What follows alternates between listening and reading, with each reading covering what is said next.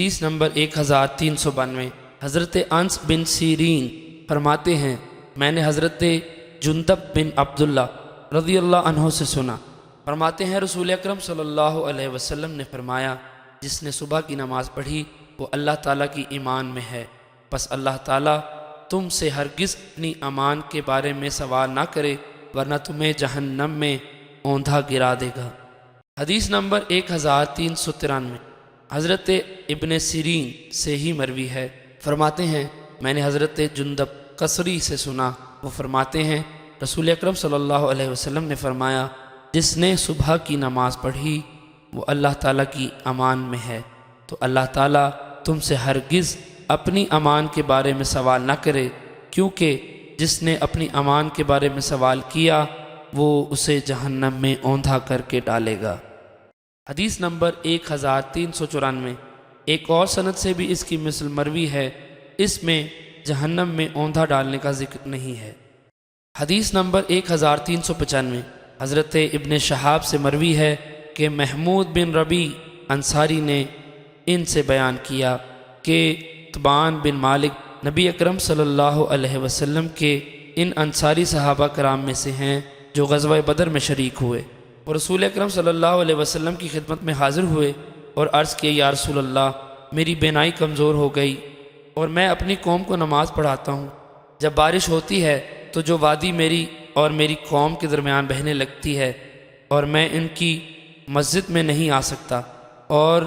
ان کو نماز پڑھاؤں، یا رسول اللہ میں چاہتا ہوں کہ آپ تشریف لائیں اور ایک جگہ نماز پڑھیں جسے میں اپنی جائے نماز بناؤں۔ فرماتے ہیں رسول اکرم صلی اللہ علیہ وسلم نے فرمایا انشاءاللہ ان قریب میں ایسا کروں گا۔ حضرت عتبان فرماتے ہیں دوسرے دن سورج بلند ہوا تو نبی اکرم صلی اللہ علیہ وسلم اور حضرت ابو بکر صدیق رضی اللہ عنہ دونوں تشریف لائے۔ آپ نے اجازت طلب کی تو میں نے آپ کو اجازت دی، آپ تشریف فرما نہ ہوئے حتیٰ کہ گھر کے اندر تشریف لائے۔ فرمایا تم اپنے گھر کے کس حصے میں پسند کرتے ہو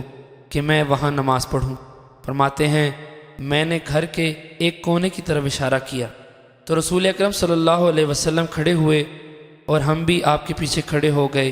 آپ نے 2 رکعتیں پڑھ کر سلام پھیرا۔ ہم نے آپ کے لیے خزیرہ گوشت کے چھوٹے چھوٹے ٹکڑے کر کے ان پر پانی ڈالا جاتا ہے، جب وہ گل جائیں تو آٹا ڈالتے، اس کو خزیرہ کہا جاتا ہے۔ اگر اس میں گوشت نہ ہو تو حسیدہ کہلاتا ہے۔ اس کے لیے آپ سے ٹھہرنے کی گزارش کی۔ محلے کے کچھ لوگ بھی جمع ہو گئے حتیٰ کہ گھر میں لوگوں کی اچھی خاصی تعداد اکٹھی ہو گئی۔ کسی نے کہا مالک ابن وحشن کہاں ہیں؟ کسی دوسرے نے جواب دیا وہ منافق ہے اور وہ اللہ اور اس کے رسول صلی اللہ علیہ وسلم سے محبت نہیں کرتا۔ رسول اکرم صلی اللہ علیہ وسلم نے فرمایا اس کے بارے میں یہ بات نہ کہو، کیا تم نہیں دیکھتے کہ اس نے اللہ تعالیٰ کی رضا کے لیے لا الہ الا اللہ پڑھا ہے؟ انہوں نے عرض کیا اللہ اور اس کے رسول بہتر جانتے ہیں۔ کسی نے کہا ہم نے اس کی توجہ اور خیر خواہی منافقین کے لیے دیکھی ہے۔ نبی اکرم صلی اللہ علیہ وسلم نے فرمایا جس شخص نے لا الہ الا اللہ محمد رسول اللہ اللہ تعالیٰ کی رضا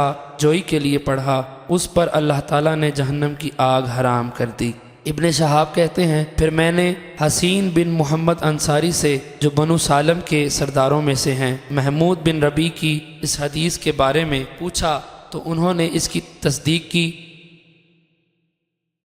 حدیث نمبر 1396 ایک اور سند کے ساتھ بھی اس کی مثل مروی ہے، البتہ اس میں مالک ابن وحشن یا دہشین ہیں اور یہ بھی اضافہ ہے کہ محمود راوی نے فرمایا میں نے یہ حدیث ایک جماعت سے بیان کی جن میں حضرت ابو ایوب انصاری رضی اللہ عنہ بھی تھے، تو انہوں نے فرمایا میرا خیال نہیں کہ حضور علیہ الصلوۃ والسلام نے وہ بات فرمائی ہو جو تم کہہ رہے ہو۔ فرماتے ہیں میں نے قسم کھائی کہ میں نے حضرت عتبان کے پاس دوبارہ جا کر ان سے پوچھوں گا۔ فرماتے ہیں میں ان کے پاس گیا تو وہ بہت بوڑھے ہو چکے تھے، ان کی بینائی ختم ہو گئی تھی اور وہ اپنی قوم کے امام تھے۔ میں ان کے پاس بیٹھ گیا اور ان سے اس حدیث کے بارے میں پوچھا تو انہوں نے اس طرح بیان کیا جس طرح پہلے بیان کیا تھا۔ حضرت ظاہری فرماتے ہیں پھر اس کے بعد بہت سے فرائض اور امور نازل ہوئے، ہم دیکھتے تھے حضرت زہری فرماتے ہیں پھر اس کے بعد بہت سے فرائض اور امور نازل ہوئے، ہم دیکھتے ہیں کہ ان پر دین مکمل ہو گیا، بس جو شخص دھوکہ نہ کھانا چاہے وہ دھوکہ نہ کھائے۔ مطلب یہ کہ اب محض کلمہ پڑھنے سے بخشش نہ ہوگی، فرائض کی ادائیگی بھی ضروری ہے۔ حدیث نمبر 1397، حضرت محمود بن ربی فرماتے ہیں مجھے وہ کلی یاد ہے جو رسول اکرم صلی اللہ علیہ وسلم اس ڈول سے کی جو ہمارے گھر میں ہے، اور مزید فرماتے ہیں کہ مجھ سے عقبان بن مالک نے بیان کیا، وہ فرماتے ہیں میں نے عرض کیا کہ یا رسول اللہ میری بینائی کمزور ہو گئی ہے،